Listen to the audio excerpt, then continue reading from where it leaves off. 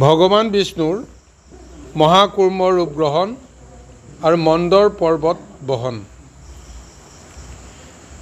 এহি মতে দেবাসুৰে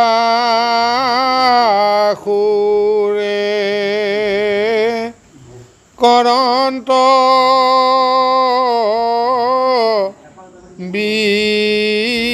বিষাদ মাধৱে বুলন্ত দেখো মিলিল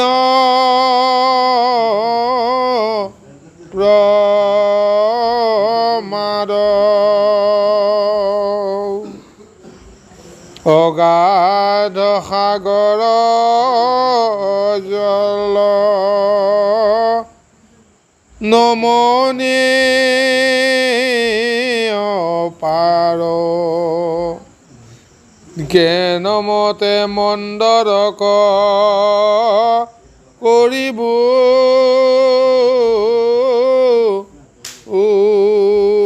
উদ্ধাৰ হেন গুণী নাৰায়ণে মনে কৰি জপ একৰূপে তীখনে ভৈলন্ত কশ্যপ এৰাম বহলে দীঘলে একো মতে নোহিখাত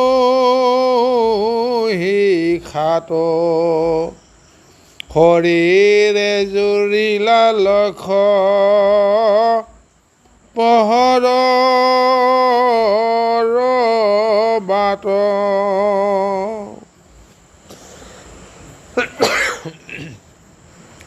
এতিয়া সাগৰ মঠিবৰ কাৰণে দেৱতা আৰু দৈত্যসকলৰ শক্তিয়েই নাইকিয়া হৈ গ'ল। এতিয়া মন্দৰ পৰ্বতকো এতিয়া বাসুকীৰ জৰিয়তে এতিয়া মঠিবলৈ যত্ন কৰিলে যদিও এতিয়া সেই মন্দৰ পৰ্বত এতিয়া সাগৰৰ তলহে গৈ থাকে, কোনো কাৰণতে এতিয়া মন্দৰ পৰ্বতক উঠাব নোৱাৰে।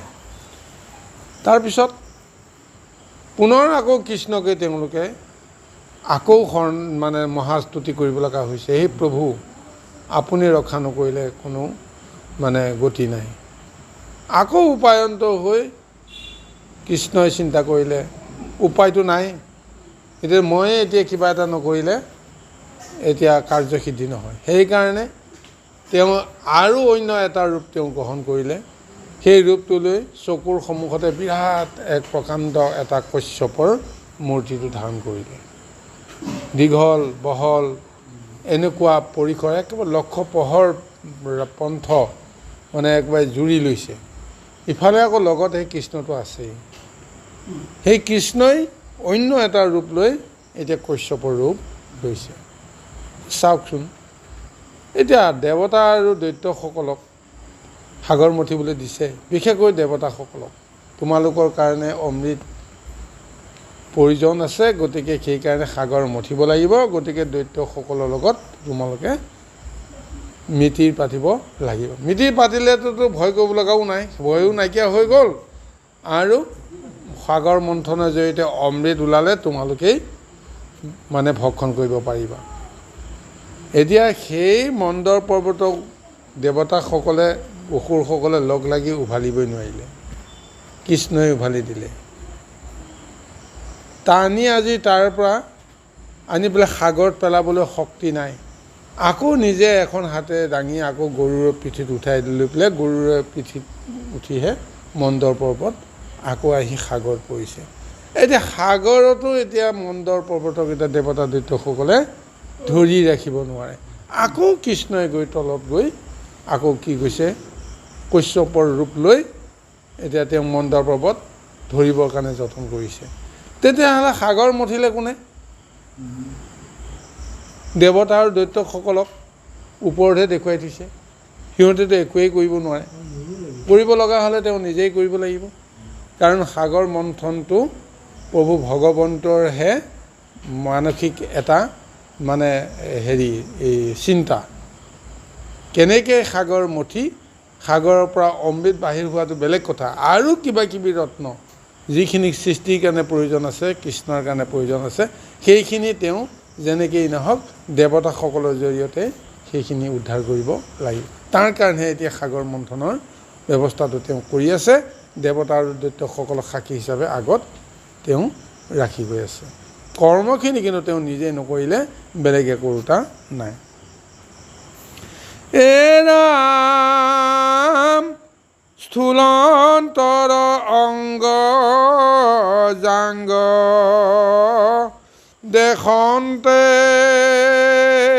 সুথান পৰম সুন্দৰ আতি পৰ্বত সমান পাতাল সদৃশ মুখ ভয়ংকৰ গলগোট মেলিলে স্বৰ্গত লাগে থুত দেখি মহাভয় ভৈল যত দেৱাসুৰ নাকৰণি চাখ উৰাই গৈল কত দূৰ গাঁও মুৰি দিয়া কুৰ্ম মহাকুৰ্মে তুলি হামি দিলা বুৰতে বে সাগৰৰ জলে নামি কম্পি গৈল পৃথিৱী সাগৰ সলকিল কাষৰ প্ৰলম্পি দেশনে কবুৰিল মগৰ কুম্ভীৰ ভয়ে পখিল পাতাল মিলিল প্ৰলয় বুলি প্ৰজাৰ ঘনচাল। যেতিয়া প্ৰভুৱে কাকো নোকোৱাকৈ মনেৰে চিন্তা কৰিয়েহে তেওঁ এই ৰূপটো ল'লে, চকুৰ প্ৰচাৰতে যেতিয়া বিৰাট পৰ্বত আকাৰৰ সেই মহাকুৰ্ম ৰূপটো দেখিলে, দেখাৰ লগে লগে দেৱতা দৈত্যসকলৰ ধাতু উৰি গ'ল। ক'ৰ পৰা কি ৰূপ আহিল? এইফালে মন্দৰ পৰ্বত দাঙিব নোৱাৰাটো এটা ডাঙৰ কথা, তাতে আকৌ মহাকালান্তক এই মূৰ্তি ধৰি এই কাছটো ক'ৰ পৰা আহিল? ইমান ভয়ংকৰ মুখ মেলিতে কেতিয়া মুখখন এখন প্ৰকাণ্ড গহ্বৰ, আৰু যেতিয়া তোমাৰ ঠোঁটটো মেলি দিয়ে বোলে আকাশ লংঘে, ভয়ংকৰ তাৰ মানে ঠেং কেইখন দেখিলেই মানে একদম ভয় লাগি যায়। আৰু এনেকুৱা ভয়াৱহ ৰূপটো দেখা পোৱাৰ পিছত আৰু তেওঁলোকৰ কি হ'ল যে এই কশ্যপে যেতিয়া ভয়ংকৰ মূৰ্তি ধৰি যেতিয়া উশাহ নিশাহ লৈছে, উশাহটো প্ৰথমতে টানি ল'লে, একদম মহাপ্ৰলয়ৰ বায়ুহে যেন মানে চক্ৰাকাৰে ঘূৰি আছে, ঠিক এনেকৈ। আৰু যেতিয়া নিশ্বাসটো এৰি দিলে দেৱতা দৈত্যসকলে বাসুকীৰ মানে মূৰত আৰু মানে নেজৰ ফালে ধৰি থকা দেৱতা দৈত্যসকল কুৰ্মৰ নিশ্বাসতে বোলে ক'ৰবাত উৰি গুচি গ'ল।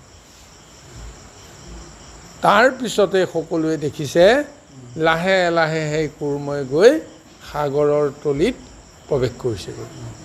সাগৰৰ তলিত প্ৰৱেশ কৰাৰ লগে লগে যিটো ঢৌ উঠিলে, যিটো কোলাহল উঠিলে, সেই কোলাহলত ইমান মহা জোৱাৰ উঠিছে, জলচৰ যিমানবিলাক কুম্ভীৰ মগৰ জীৱবিলাক আছিল সমস্তবিলাকে ভয়তে মহাপ্ৰলয় আহিল বুলি ভাবি উপায়ন্ত হৈ তেওঁলোকে পাতাললৈ গমন কৰিবলৈ বাধ্য হ'ল।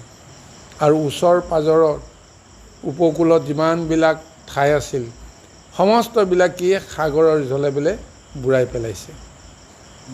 এতিয়া এনেকুৱা এক ভয়ংকৰ মূৰ্তিৰে কশ্যপে সাগৰৰ তললৈ বুৰ মাৰিছে। এই মুহূৰ্তলৈকে কোনেও ভাবিব পৰা নাই যে আচলতে ক'ৰ পৰা কি হ'ল। ইয়াৰ পিছত বাৰু কি হয় দেখা যাব। মন্দৰক কশ্যপে খনেকে পাইলা ভেদ কাটি কুটা কৰি পাছে ভৈলা তাৰ ৰহে ভৰি তুলি কৈছপে ঊৰ্ধক ডুংগা দিলা মন্দৰ পৰ্বত পুঙা যেন উপংগিলা পাছে দেৱাসুৰ গণে দেখি গিৰি শৃংগ খন্দিলা বিষাদ সবে ৰংগে দিলা ৰিংগ আঠে বেঠে বাসুকি ক ধৰি সাজু ভুইলা পৰ পূৰ্বৱতে মেৰাই পুনু মথিমা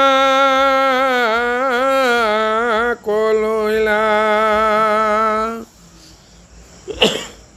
এতিয়া মন্দৰ পৰ্বত প্ৰভু ভগৱন্ত কশ্যপৰ মূৰ্তিত যিটো উশাহ নিশাহ হ'ল সেই উশাহ নিশাহতে বাসুকীৰ জৰিয়তে মন্দৰ পৰ্বতক যেনে তেনে ধৰি থাকিবৰ কাৰণে বিচাৰিছিল কিন্তু নিশাহতে যেতিয়া উৰি গুচি গ'ল মন্দৰ পৰ্বতো গৈ সাগৰৰ তলিত পৰিল আৰু কুৰ্মই গৈ কি কৈছে সাগৰৰ তলি পাই মন্দৰ পৰ্বতক যেতিয়া লগ পাই গ'ল লগ পাই তেওঁ কি কৰিলে যেনে তেনে গাটো কাটি কুটা কৰি কৰি মাটি খান্দি সেই মন্দৰ পৰ্বতটোক পিঠিত তুলি ল'লে পিঠিত তুলি লোৱাৰ পিছতে যেতিয়া তাৰ ঠেংকেইখনে যেতিয়া উছাল মাৰি ওপৰলৈ মানে দি দিলে তেতিয়া লাহে লাহে মন্দৰ পৰ্বত সাগৰৰ পৰা উপঙিবলৈ আৰম্ভ কৰিছে যেতিয়া সাগৰৰ পৰা মন্দৰ পৰ্বত উপঙিছে তেতিয়াহে দেৱতা দৈত্যসকলৰ মনত এটা হাঁহ আহি গৈছে এতিয়াহে তেওঁলোকে বুজিছে যে কশ্যপ আন কোনো নহয় স্বয়ং প্ৰভু ভগৱন্তৰ এটা ৰূপ তেওঁৱে গৈ মন্দৰ পৰ্বতক ধৰি আছে এতিয়া আৰু কোনো চিন্তা নাই এতিয়া ধুনীয়াকৈ আমি সাগৰ মথিব পাৰিম এই বুলি চিন্তা কৰি দেৱতা দৈত্যসকলে আকৌ পুনৰ বাসুকীক চাৰিওফালে মেৰিয়াই লৈ আকৌ দুয়োফালে দেৱতা আৰু দৈত্যসকলে বাসুকীক টনাৰ জৰিয়তে এতিয়া মথিবৰ কাৰণে আৰম্ভ কৰিছে তানে দেৱ দানৱে আকান্তি আতি কৰি তলত কশ্যপে পিঠি পাতি আছে ধৰি মহাচুতে পৰ্বতত লাগে ভৰিখন কিবা সুৰ সুৰাই হেন কশ্যপৰ মন পাকৰ বেগত গিৰি উঠে আৰু পৰে পিঠি খজুৱায় বুলি আতি নিদ্ৰাচৰে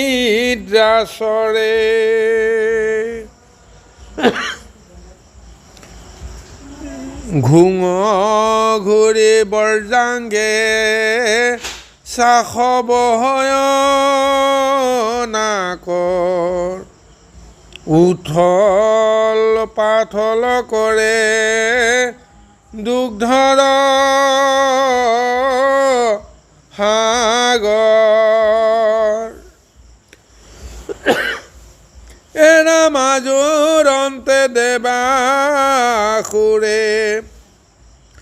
বাসুকীক ধৰি চিন্দি জান্ত নাগৰাজ আকলি লাহৰি একৰূপে পখিল তাহানয় ভন্তৰ বৰ্জসম ভৈলা বাসুকীৰ কলে বৰ দেৱতাৰ লগত তানন্ত দেৱ হৰি অসুৰৰ লগত অসুৰ ৰূপ ধৰে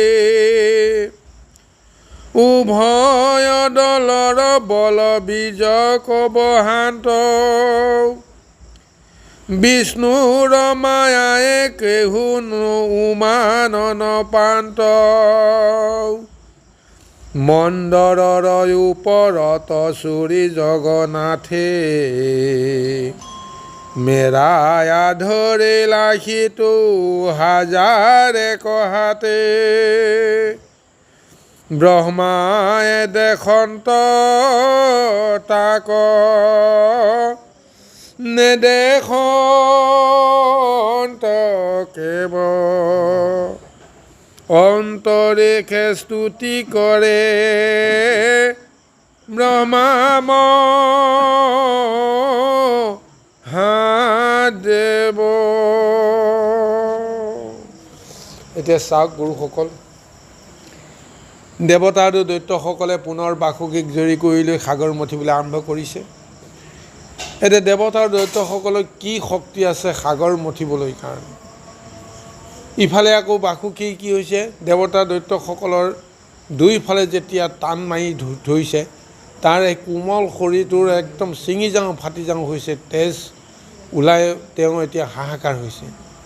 তাৰপিছতে তেওঁ যেতিয়া পুনৰ কৃষ্ণকে প্ৰভু ভগৱন্তকে তুতি কৈছে, হে প্ৰভু, তোমাৰ কাৰ্যত মই আজি ইমান দুৰ্বল হ'লোঁ, তুমি যদি সহায় নকৰা তেতিয়াহ'লে মোৰ প্ৰাণ যাব এতিয়া, কিন্তু কাৰ্য সিদ্ধি নহ'ব, গতিকে আপুনি মোক কৃপা কৰক। এই বুলি যেতিয়া তেওঁ ধ্যান কৰিলে, লগে লগে প্ৰভুৱে এটা ৰূপ লৈ বাসুকীৰ গৰ্ভত সোমাই গ'ল। বাসুকীৰ গৰ্ভত সোমাই যোৱাৰ লগে লগেই ক'ৰ পৰা বাসুকীয়ে কিমান শক্তি পালে ক'ব নোৱাৰোঁ, ইমান বৰ্জ কঠিন তাৰ দেহটোক মানে এনেকুৱাকৈ এটা ৰূপ তেওঁ ধাৰণ কৰিছে। আৰু সেই বৰ্জ কঠিন যিটো মানে অনন্তৰ বাসুকীৰ যিটো শৰীৰটোৱে এডাল জৰিত পৰিণত হৈছে, যেন ডাঙৰ এডাল লোহাৰ ৰছীহে এতিয়া দেৱতা আৰু দৈত্যসকলে টানি আছে। এইফালে দেৱতা আৰু দৈত্যসকলৰ কি শক্তি আছে মন্দৰ পৰ্বতক ঘূৰাবৰ কাৰণে?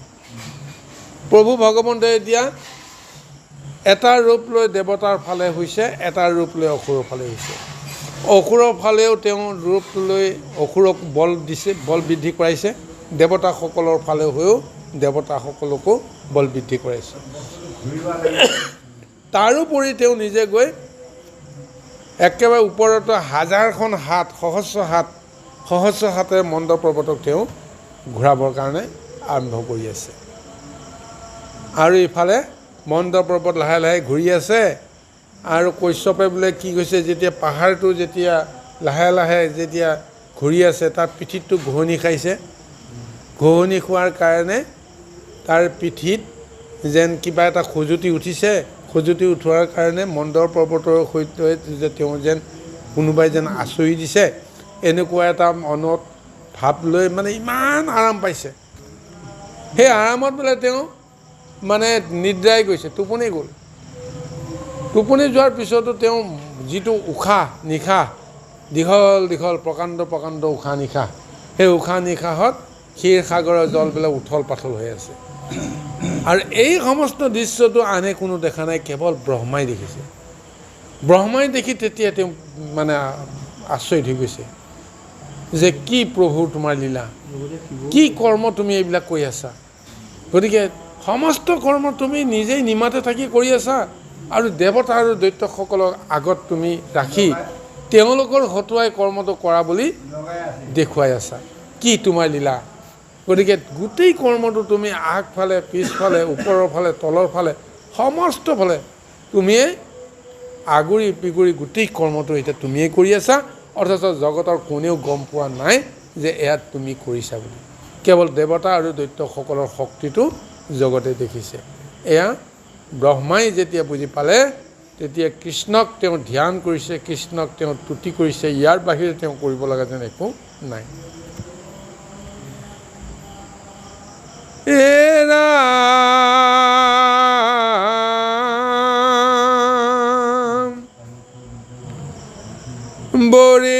এখন্ত পুষ্প যত মহাখেদ মুনি আকাশ চানিয়া দেৱ বাদ্য মাত্ৰ শুনি মাধৱে বহান্ত তেজ দেৱ দানৱৰ পৰময়ুত সুকে সবে মথন্ত সাগৰ আজোৰয় দেৱাসুৰে বাসুকি কধুৰে মন্দৰ পৰ্বত যেন ফুৰয় তাকুৰি পৰ্বতৰ পাকৰ সাগৰে পাকলৈলা হুৰ হুৰ শবদে আন্দোলয় উঠি গৈল প্ৰলয় মেঘৰ যেন শবদত মৰুল উজলিল জল জন্তু কৰে হুলস্থু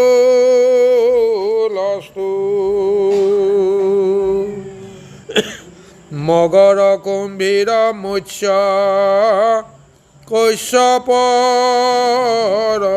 পাল জীৱ ভয়ে বুৰ দিয়া পশয় পাতাল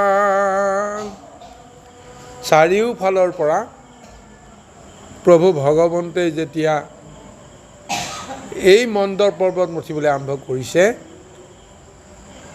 জগতেতো দেখক নেদেখক ব্ৰহ্মাই কেৱল দেখিছে কিন্তু ব্ৰহ্মাইতো মনে মনে আছে কিন্তু তিনি তৈলোকৰ সমস্ত দেৱতাসকলে দেখিছে যিটো দেৱ কাৰ্য সাধনৰ কাৰণে কৰ্মটো চলি আছে এতিয়া মন্দৰ পৰ্বত চকচকাই ঘূৰি আছে মন্দৰ পৰ্বতক এতিয়া দেৱতা দৈত্যসকলে আনন্দৰ আৰু কোলাহলৰ মাজেৰে এতিয়া মঠি আছে আৰু এই মথনৰ কাৰ্যটো যেতিয়া চলিছে তিনি তৈলোকৰ দেৱতাসকলে ঋষিসকলে গন্ধৰ্বসকলে কৃষ্ণৰ জয়গান গাই ওপৰৰ পৰা পুষ্পবৃষ্টি কৰিছে দেখিছে স্বয়ং ভগৱন্ত কৃষ্ণ সন্মুখত আছে আৰু দেৱতা দৈত্যসকলে মহাসাগৰ এতিয়া মন্থন কৰি আছে যিটো কৰ্ম কিছু সময়ৰ আগতে সম্ভৱ হোৱা নাছিল আজি সেই কৰ্মটো এতিয়া আনন্দ মনেৰে সকলোৱে কৰি আছে এতিয়া চাৰিওফালে কেৱল এই মুহূৰ্তত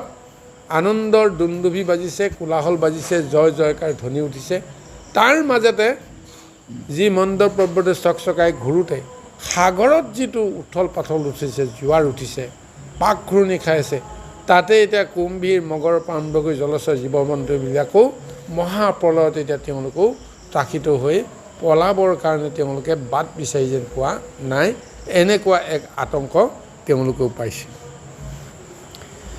মথে দেৱাসুৰ গণে পৰ পাৰয় জোকাৰ চুত পায়া বাসুকিয়েও তেজন্ত ফুকাৰ যুগান্ত কালৰ যেন বতাহ সুখ হাজাৰে কমুখে বিষগনি বাজয় যত দৈত্যগণে ধৰি আছে শিৰভাগে ভমক ভমক বনি শৰীৰত লাগে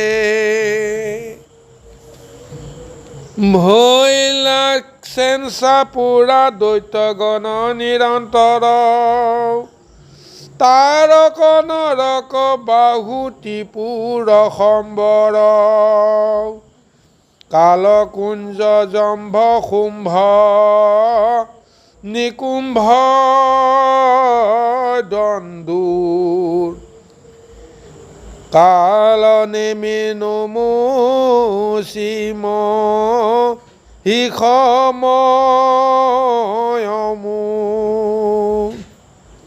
বলি বান বিত্ত বিৰু চনচাৰ কৰ্ণ যেন পুৰা শিৰিষৱ পৰিল বিবৰ্ণ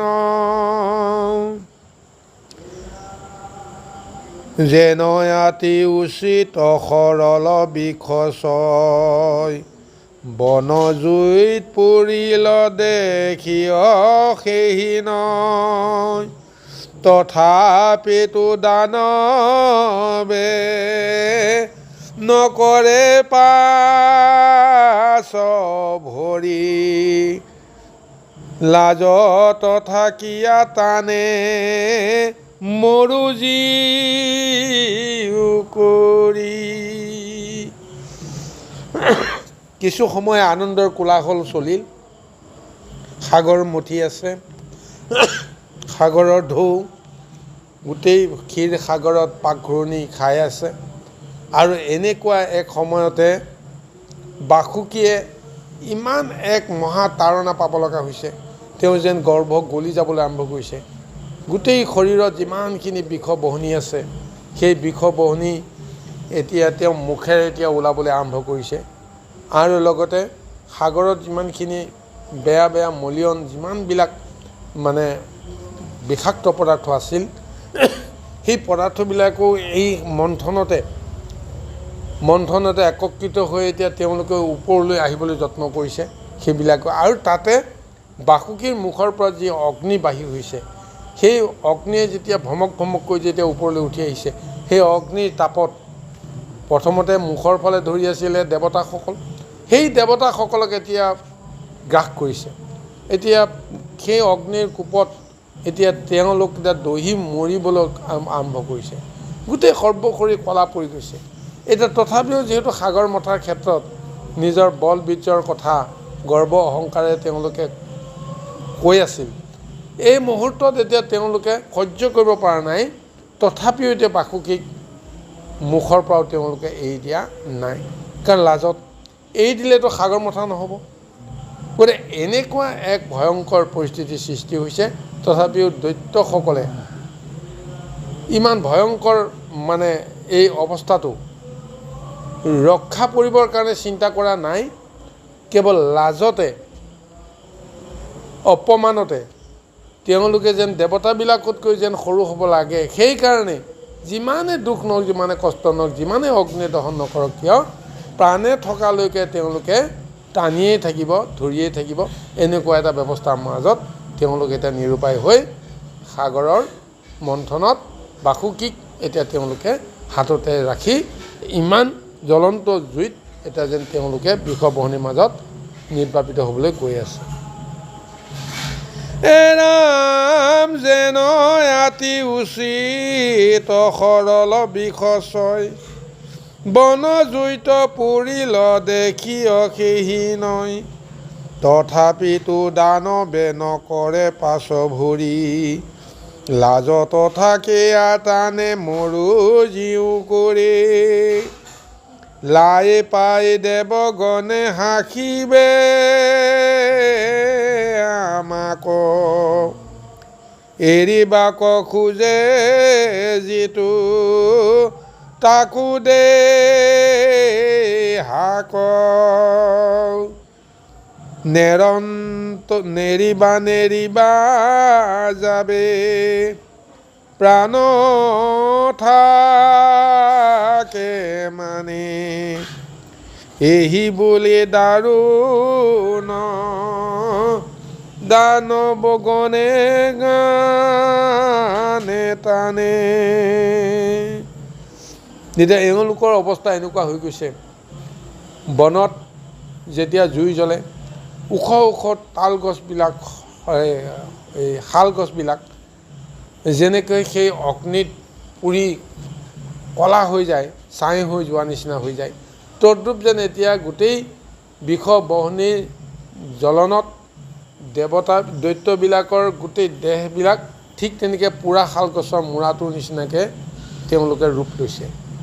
এতিয়া তথাপিও তেওঁলোকে এৰিব নোৱাৰে, জানোচা দৈত্যবিলাকে আমাক হাঁহিব, কি দেৱতাবিলাকে আমাক হাঁহিব। আনৰ অপমান সহ্য কৰিব পাৰি, কিন্তু দেৱতাবিলাকৰ অপমান সহ্য কৰিব নোৱাৰি। সেইকাৰণে কোনোবা এটা দৈত্যই যদি মানে থাকিব নোৱাৰি অধৈৰ্য হৈ পেলাই এৰিব বিচাৰে, তাকো হাক দিছে, এই নেৰিবি, কোনো কাৰণতে নেৰিবি, প্ৰাণ থকালৈকে ধৰিয়ে থাক, টানিয়ে থাক। ঠিক এনেকুৱা এটা অৱস্থাৰ মাজে এতিয়া তেওঁলোক এতিয়া উপায়ন্তৰ হৈও ৰৈ আছে। এতিয়া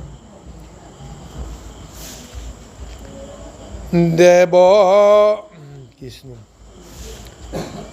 দেৱ তোলাগয় আখি বহ্নিৰ হাপাস তাকো সহিবাক লাগে নকৰন্ত সাস এনাম ধূৰ্মে বিয়াপিল মুখ বসন ভূষণ অধুমুখে নিৰুৎসাহ ভৈলা দেৱগণ এৰিবাক লাগি আস বাৰু ভৈল মন হেন দেখি পাছে কৃপাময় নাৰায়ণ আদেখিলা মেঘ দেৱক দায়াতাৰে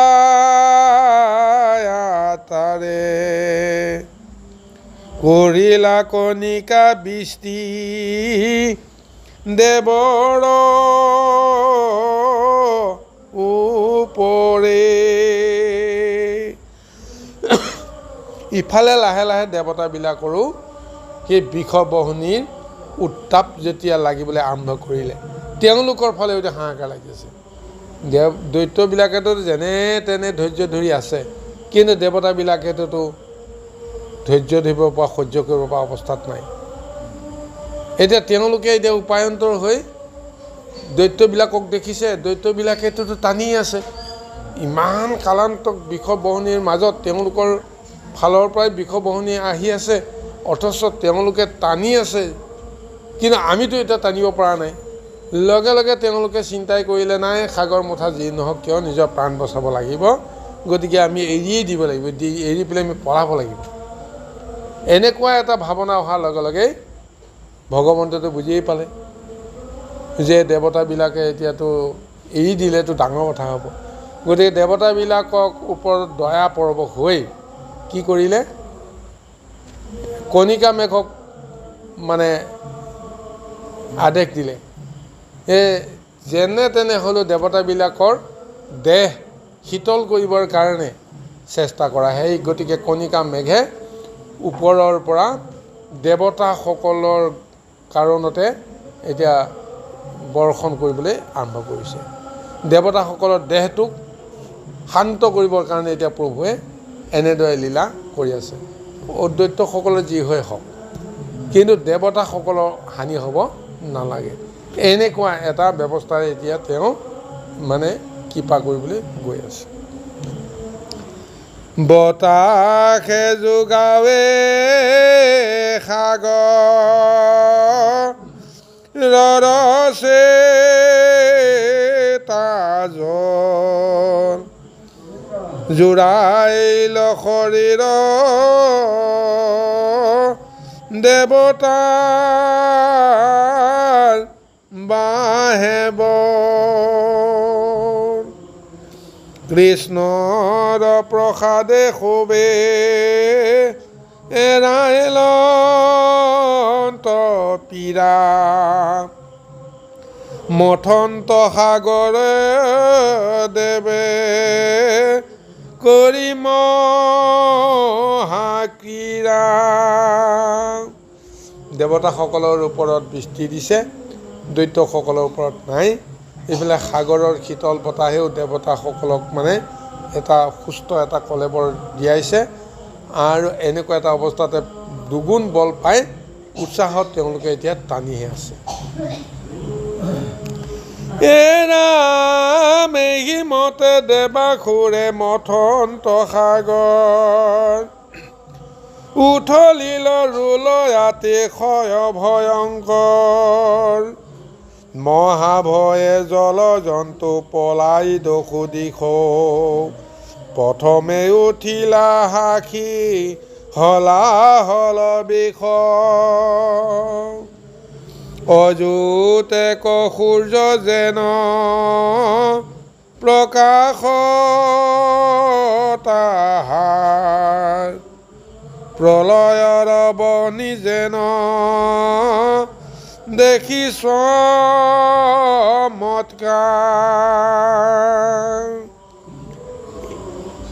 আচল ভয়ংকৰ অৱস্থানলৈকে এতিয়া আহিছে সাগৰ মন্থনৰ এই মহাসন্ধিখনত।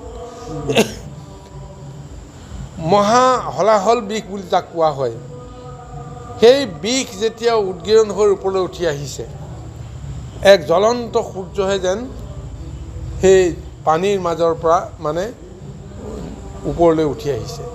সেই সূৰ্যই যেন সকলোকে পৰি শেষ কৰি পেলাব। এতিয়া সেই বিষ বহনিৰ ভয়ত সমস্ত জীৱ জন্তু এতিয়া পলাই পতং দিবলৈ বাধ্য হয়। এতিয়া এইখনত সেই বিষ বহনি কোপটো দেখা পোৱাৰ পিছত এতিয়া আৰু দেৱতাবিলাকেও শান্তিৰে থাকিব পৰা নাই, দৈত্যবিলাকেও শান্তি থাকিব পৰা নাই। দুয়োৱে বাসুকীক এৰি এতিয়া তেওঁলোকে পলাবৰ কাৰণে প্ৰযত্ন কৰিছে। এয়া প্ৰভু ভগৱন্তৰ লীলা। বিষৰ প্ৰতাপে বিয়া পিলদ সুদি দেখি দেৱ দৈত্যৰ লাগিল সমী প্ৰলয় মিলিল বুলি ভয় ভৈলাব বাসুকী এৰি সবে দিলে ক লব কালে পাইলে বুলি চতুৰ ভীতি দে গেৰি পলাই প্ৰজাপতি গণু আকাশ এৰি বিষয় জ্বালায়ে জগ তকেনে দহি হৈবে নপাৰে ৰখা তলে যায় মহি। এতিয়া এইখনত নিজৰ জীৱনটো বচাবৰ কাৰণেহে যেন দেৱতা আৰু দৈত্যসকলে সমস্ত ত্যাগ কৰি সাগৰ মন্থনৰ আশা ত্যাগ কৰি তেওঁলোকে দৌৰিবলৈ আৰম্ভ কৰিছে। অকল তেওঁলোকেই নহয়, যিমানবিলাক আকাশত দেৱতাবিলাকে নিজৰ নিজৰ জানত ৰৈ ৰৈ চাই আছিল সাগৰ মন্থনৰ দৃশ্যটো, গন্ধৰ্ববিলাক আহিছিল। এতিয়া এই বিষ বহনিৰ প্ৰকোপ দেখা পোৱাৰ লগে সকলোৱে ভয়ত নিজৰ নিজৰ জানত উঠি দসু দিশ তেওঁলোকে মানে আঁতৰি যাবলৈ প্ৰযত্ন কৰিছে। এতিয়া পৃথিৱীখনো যেন মহীখণ্ডটোৰ যেন সেই বিষ বহনিৰ প্ৰকোপত এতিয়া পাতালত গৈ পেলাই তেওঁৰ যেন মানে ৰক্ষা নিজকে কৰিব লাগিব, এনেকুৱা এটা মানে অস্থিৰ এক পৰিৱেশৰ মাজত এটা সমস্ত জগত নিৰ্মাণ হৈ পৰিল। এতিয়া এই কাল বহনি এতিয়া কেনেকৈ নিৰ্বাপিত হ'ব সেইটোহে আচল কথা। ইয়াৰ পিছত অৱশ্যে বেলেগ এটা